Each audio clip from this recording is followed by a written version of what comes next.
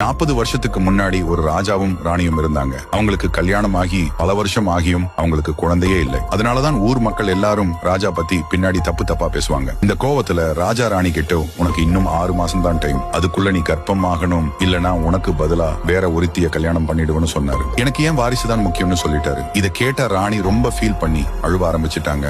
அவங்களுக்கு பின்னாடி 2 பேர் வேலை செஞ்சுட்டு இருந்தவங்க என்ன பேசிட்டாங்கன்னா, இந்த மாதிரி குழந்தை இல்லாத பெண்கள் எல்லாம் ஒரு பாட்டி கிட்ட போய் வைத்தியம் பார்த்துட்டு வந்தாங்கன்னா 2 மாசத்துல குழந்தை வழுத்துல உண்டாகிடும். அது மட்டும் இல்லாம அவங்கள பார்க்கணும்னா பக்கத்து ஊர் நதிக்கரையை தாண்டி போகணும்னு பேசிக்கிட்டு இருந்தாங்க.